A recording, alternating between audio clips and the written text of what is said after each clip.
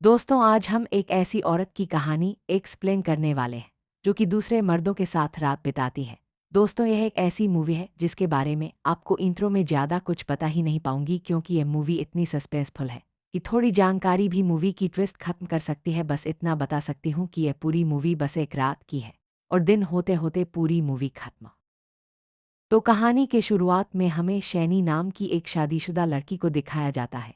उसका हस्बैंड का नाम है रेजी, जो अभी दूसरे शहर में जॉब करता है। फिलहाल शैनी अपने बॉयफ्रेंड किरण से फोन में संगीत बात कर रही है। मतलब शैनी का अफेयर किरण के साथ होता है, जो कॉलेज डेज में उसका जूनियर था और अब वह उसका बॉयफ्रेंड है। जब भी टाइम मिलता है शैनी किरण को रात के वक्त फिलहाल किरण शैनी से रिक्वेस्ट करने लगता है कि आज रात हम दोनों मुलाकात करते हैं, लेकिन शैनी उसे मना करने लगती है क्योंकि उसकी अभी पीरियड्स चल रहे हैं। यहाँ किरण शैनी से कहता है कि इतने दिन वेट करने के बाद जब हम दोनों मिलेंगे तो दूसरे दिन पुलिस स्टेशन पर एक रेप केस जरूर दर्ज होगा। इस बात पर शैनी मुस्कुराती है और उसे बताती है कि फिर तो मुझे संभल।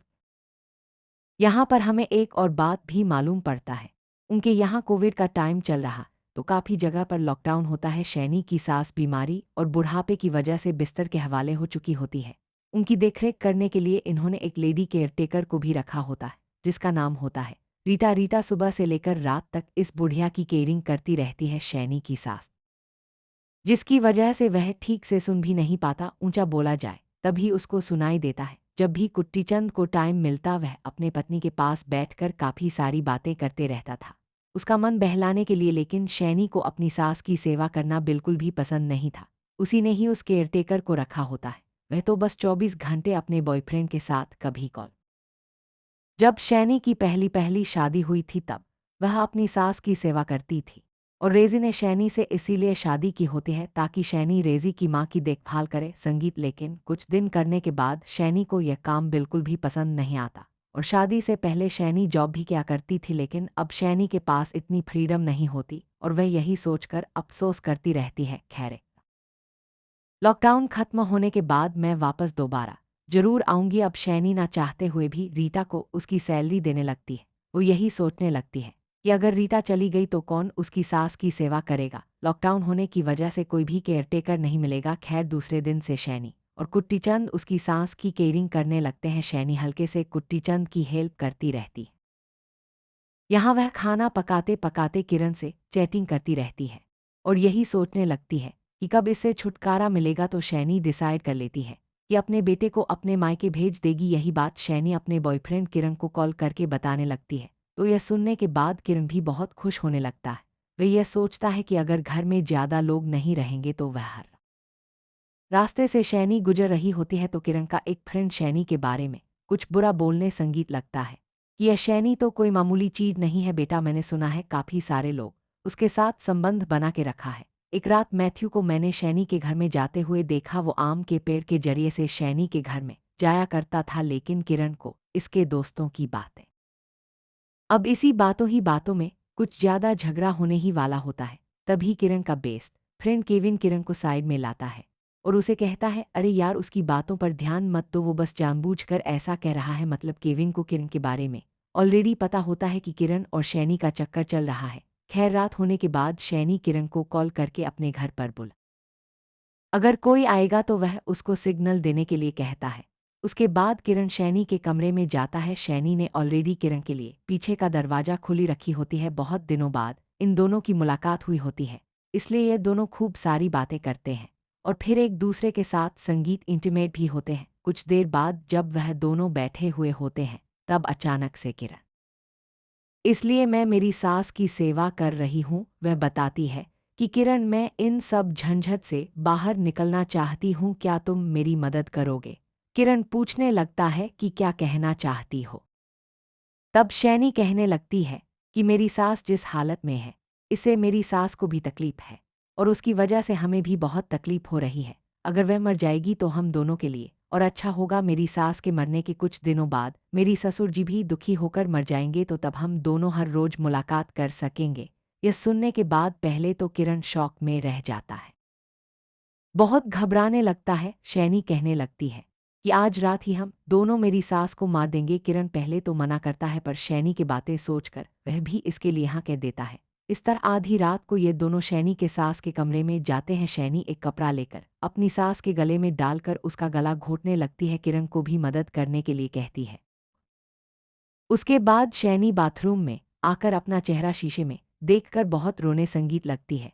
उसको गिल्ट महसूस होने लगती है। वे कहते हैं ना, गलती करने के बाद पछतावा होता है, और उसे भी वही हो रहा था शैनी के साथ। किरण संगीत को भी अपने आप पर घिन आने लगती है। खैर, जब शैनी किरण के पास आती है तो किरण घबराते हुए शैनी से पूछने लगता है, क्या कोई प्रॉब्लम तो? सुबह होने के बाद पहले मैं मेरी सास के कमरे में जाऊंगी और जोर जोर से रोते हुए चीखने चिल्लाने लगूंगी। सारे लोग यही सोचेंगे तबीयत खराब होने की वजह से मेरी सास की डेथ हो गई है। किरण शैनी से पूछने लगता है कि तुमने क्लियर चेक किया ना कि तुम्हारी सास मर चुकी है? यह सुनने के बाद शैनी के दिमाग में भी सवाल पैदा होता है कि हम दोनों ने तो मार दिया लेकिन चेक नहीं। और चैन की सांस लेकर जब ये दोनों उस कमरे से बाहर जाने ही वाले होते हैं, तभी शैनी ऑब्जर्व करती है कि उन्होंने जिस कपड़े से उसको मारा था वह कपड़ा नजर नहीं आ रहा। फटाफट से शैनी अपने संगीत कमरे में जाकर हर जगह पर उस कपड़े की तलाश करने लगती है, लेकिन वह कपड़ा कहीं पर भी नजर नहीं आता। शैनी सोचने लगती है कि शायद कुट्टी चंद ने उस कपड़े को ने उसके कमरे में वह कपड़ा भी मौजूद नहीं होता तो बाद में ये दोनों दोबारा शैनी के कमरे में आकर चैन की सांस लेते हैं। शैनी यही कहने लगती है कि शायद मैं कहीं पर रखकर भूल गई हूं। तो इस टेंशन से बाहर निकलने के लिए दोबारा ये दोनों एक दूसरे के साथ इंटीमेट होने लगते हैं। अब जब बहुत रात हो जाती है तो तब शैनी धीरे धीरे किरण को अपने घर से बाहर ये देखकर शैनी बहुत परेशान होने लगती है कि बाहर से कोई भी बंदा अंदर नहीं आया तो सारे दरवाजे लॉक कैसे हैं। संगीत और ऊपर से घर में बिजली भी नहीं होती। तभी ऊपर वाले कमरे में कुछ आवाज़ें आने लगती हैं। किरण और शैनी धीरे धीरे सीढ़ी चढ़ते हुए उस कमरे में जाकर हल्के से झांक संगीत के देखने लगती हैं। तभी एक दरवाज़ा शैनी के सर पर गिरने की वजह से इस तरह से ये दोनों बहुत जख्मी हो जाते हैं। शैनी सोचने लगती है कि कोई जानबूझकर हम दोनों को ट्रैप में फंसा रहा है, कोई तो संगीत आया है इस घर में। तभी हमको ये बात पता चलती है कि वह बंदा कोई और नहीं शैनी का ससुर कुट्टीचंद होता है। तभी हमें एक फ्लैशबैक दिखाया जाता है जिसमें जब शैनी और किरण शैनी के सास के कमरे में जाकर उसको मार रहे थे, तभी कुट्टीचंद नोटिस करता है कि उसकी पत्नी की गले में कपड़ा मुड़ा हुआ है। ये देखकर उसे शक होता है कि किसी ने उसकी पत्नी को गला घोंटकर मार दिया है। जब कुट्टीचंद यही बात शैनी को जाकर बताने जा रहा था तब उस वक्त शैनी और किरण ये दोनों एक दूसरे से बात कर रहे थे। मतलब शैनी किरण को हौसला दे रही थी कि फिक्र करने की कोई बात नहीं। घर में सन्नाटा होने की वजह और किरण वापस इस बुढ़िया के कमरे में आते हैं चेक करने के लिए। तो उसी दरमियान कुट्टीचंद शैनी के कमरे में जाता है चेक करने के लिए कि शैनी के साथ वह बंदा कौन है। तो शैनी के कमरे में कुट्टीचंद को एक कंडोम संगीत की पैकेट मिलता है। कुट्टीचंद को सब कुछ समझ में आ जाता है कि शैनी का चक्कर किसी बंदे के साथ है। जब तक वह दोनों कुट्टीचंद के कमरे में आते हैं तो रेज भी इसके लिए ठीक है कह देता है। उसके बाद कुट्टीचंद पुलिस वालों को फोन नहीं करता। कुट्टीचंद चाहता है कि यह इन दोनों से बदला ले, इसलिए कुट्टीचंद एक ट्रैप बनाकर इन दोनों को बहुत जख्मी कर देता है। शैनी समझ जाती है कि यह सारा काम इसके ससुर का है और वह ये बात किरण को भी बताती है। किरण पूछने लगता है, तो फिर हम इस घर से बाहर कैसे जा? शैनी कहने लगती है कि अगर हम घर से बाहर चले भी जाए तो कुट्टीचंद चुप नहीं बैठेगा, वह पुलिस वालों को सब कुछ सच बता देगा।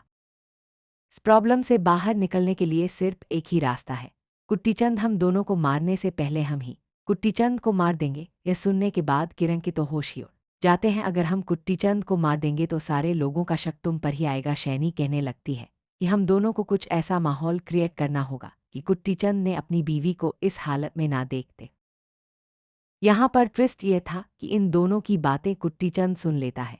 उसके बाद शैनी अपने हाथ में चिराग लेकर कुट्टीचंद को ढूंढने लगती है। तभी वह चिराग मतलब वह बोतल शैनी के हाथ में ही फूट जाता है, जिसकी वजह से शैनी का हाथ बहुत जल जाती है और उसका चेहरा भी बहुत जख्मी हो जाती है। बहुत ही मुश्किल से किरण शैनी के हाथ की आग बुझाने लगता है। कुट्टीचंद ने ऐसा ट्रैप दोनों को दोबारा ट्रैप में फंसाकर इन दोनों को बहुत मारने पीटने लगता है। वे किरण को पीछे धकेल कर जिस चीज से नारियल निकालते हैं उसे छुपा देता है, जिससे किरण के पैर पर बहुत ही गंभीर चोट लग जाता है और तब जाकर कुट्टीचंद इन दोनों से बचकर वहां से चला जाता है। थोड़ी देर के बाद ये दोनों अपने आप को होश में लाते हैं और दोबारा एक दूसरे के जख्मों पर शैनी किरण से कहने लगती है कि तुम किचन में जाकर केरोसिन लाओ, इस बूढ़े को जलाकर मार देंगे। इस तरह से शैनी कुट्टी चंद का पैर पकड़कर घसीटते हुए वहां से ले जाने लगती है, लेकिन कुट्टी चंद होश में आकर दरवाजे की मदद से शैनी के सर पर वार कर देता है, जिसकी वजह से शैनी दोबारा बहुत जख्मी होकर नीचे संगीत गिर जाती है और दर्द के मारे तड़पने लगती है। मौके का अगर तुम हमारे सामने नहीं आए तो हम लोग तुम्हारी बीवी को जलाकर मार देंगे, तुम्हारी बीवी की आत्मा शांत नहीं होगी। यह सुनने के बाद बेचारा कुटीज बहुत दुखी होकर इन दोनों के सामने आता है और रिक्वेस्ट करने लगता है कि मेरी बीवी को छोड़ दो। बाद में शैनी और किरण कुट्टीचंद को बहुत बुरी तरह से मारने पीटने लगते हैं। शैनी तो इतने सालों का गुस्सा कुट्टीज पर निकालने लगती। जब यह दोनों दर्द के मारे तड़प रहे होते हैं तब गुट्टी जल्दी से अपने कमरे में जाकर अपना फ़ोन लेकर पुलिस वालों को कॉल करने लगता है, लेकिन वह फ़ोन कनेक्ट नहीं होता। बाद में शैनी को आता हुआ देख गुट्टी दोबारा किसी जगह पर छुप जाता है। उसी वक्त पुलिस वाले कुट्टीचंद को कॉल बैक करते हैं। कुट्टीचंद का फ़ोन रिंग हुआ देख शैनी समझ जाती है कि कुट्टीचंद ने पुलिस वालों को। वह किरण से कहता है कि बाहर तुम्हारा फ्रेंड है ना, उसे जल्दी से कॉल करके अंदर बुलाओ। तो किरण अपने दोस्त केबिन को कॉल करके जल्दी से घर के अंदर आने के लिए कहता है, लेकिन सारे दरवाजे तो लॉक है, वह अंदर कैसे आएगा। शैनी किरण से उसके दोस्त को घर के पीछे जाकर आम के पेड़ से वेंटिलेटर के जरिए से घर के अंदर आने के लिए कहती है। ये सुनने के बाद किरण शॉक में, यानी कि शैनी का संबंध सिर्फ किरण से ही नहीं कई और लड़कों से भी थी। फोन कट करके किरण शैनी को बहुत गालियां देने लगता है कि तुम मुझे धोखा दे रही हो। शैनी कहने लगती है कि मुझे तुम्हारी कैरेक्टर सर्टिफिकेट नहीं चाहिए, पहले यह सोचो कि इस प्रॉब्लम से संगीत कैसे बाहर निकले। खैर उसके बाद केविन शैनी के घर में आकर इन दोनों को जख्मी देख शॉक में रह जाता है, तभी जिससे पैर फिसल के गिरकर केविन का पैर बहुत जख्मी हो जाता है। बाद में कुट्टीचंद केविन के सर पर जबरदस्त वार करके उसे पूरी तरह से मार देता है। ये देखकर शैनी बहुत घबरा जाती है। वह जल्दी से अपने कमरे में जाकर पहले अपने हस्बैंड रिजी को कॉल करके कहने लगती है कि आधी रात को कोई अनजान आदमी हमारे घर में घुस आया है, उसने पापा मम्मी को मार दिया और मुझे। यहाँ पर शैनी का प्लान यह था कि वह इस संगीत हादसे में किरण को फंसा देगी, लेकिन किरण उसकी बातें सुन लेता है और उसको बहुत मारता है। वह उसे कहता है कि मैंने तुमसे प्यार किया और तुम मुझे यहाँ पर फंसाना चाहती हो। दोनों के बीच हाथापाई होने के बाद शैनी बेहोश हो जाती है।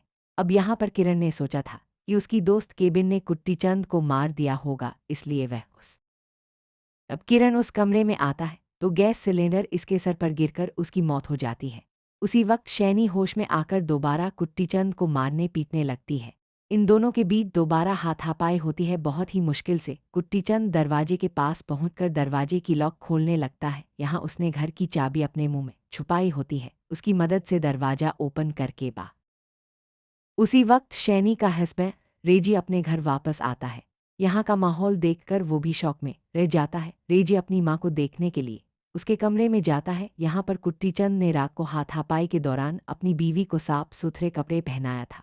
उसके पास उसने कैंडल भी जलाया था, यानी कि अपने पत्नी के मर जाने के बाद भी उसका प्यार बिल्कुल वैसा ही था। खैर वह सिर्फ तबाही लाते हैं। शैनी ने अपनी 2 पल की आज़ादी के लिए जिस घर को शमशान बनाया, अंत में उसी आग में वह खुद भी जलकर राख हो गई।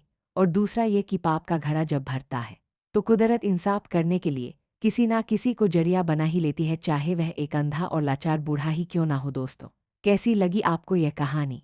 उम्मीद करूंगी कि आपको यह कहानी पसंद आई होगी। मिलते हैं एक और अनोखी कहानी के साथ।